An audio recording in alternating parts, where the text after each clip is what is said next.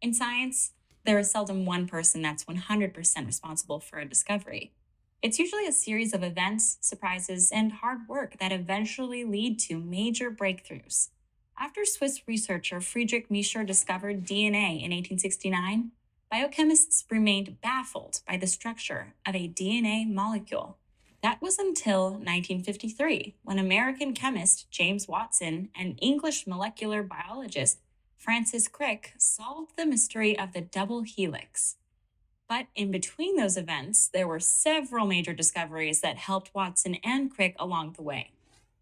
First, due to Miescher's and other scientists' research, we knew the three components of nucleic acids: a 5-carbon sugar, a phosphate group, and a nitrogen-containing base. And then there was Chargaff. Erwin Chargaff was an American biochemist whose studies in the 1940s proved that the composition of DNA was even more complex than initially thought. There are 4 bases of nucleic acids: adenine, thymine, guanine, and cytosine. And it was Chargaff who figured out 2 groundbreaking ratios as they pertained to DNA. First, that the amount of adenine equals the amount of thymine, and second, that the amount of guanine equals the amount of cytosine.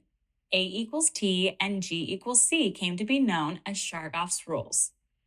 Another piece of the puzzle of DNA's structure came in the form of X-ray diffraction. As the rays come into contact with DNA molecules, they bend or diffract, which creates different patterns that can actually be recorded on film.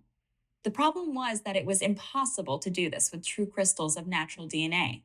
That was until 1950, when British researcher Maurice Wilkins and grad student Ray Gosling captured X-ray photos that suggested DNA had the shape of a helix.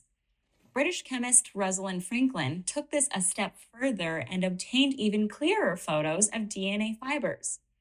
Not only did one of them confirm the shape of a helix, it also allowed her to calculate the dimensions of the molecule, which was a diameter of about 2 nanometers and a complete turn of almost 3.4 nanometers. The code was close to being cracked. Another key piece of information was the form of DNA's bases. Since they alternate in both double and single bonds, they actually exist between 2 different structural forms: keto versus enol, and amino versus imino. These forms, called codimers, have different hydrogen bonding possibilities. Now, it was Watson and Crick's time to shine. Believe it or not, they never actually performed any experiments related to DNA. Instead, they took the information available to them and built a detailed molecular model, the double helix. Imagine this: 2 strands of long polymers of nucleotides made of recurrent units of sugar and phosphate. These are then joined by phosphodiester bonds that form a spine.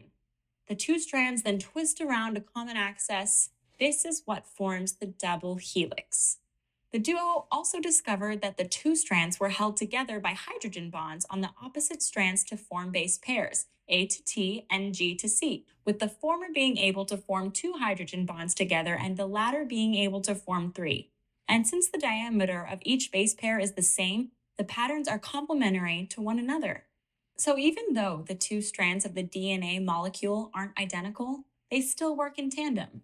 Each strand is also polar, with a 5 nanometer end and a 3 nanometer end. Eventually, thousands or even millions of these hydrogen bonds form together to create a strong molecule.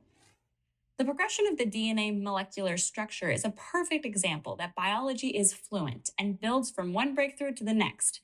Without the others who came before them, Watson and Crick would not have been able to discover the double helix. So just like the strands of DNA follow a pattern, so does the field of biology itself.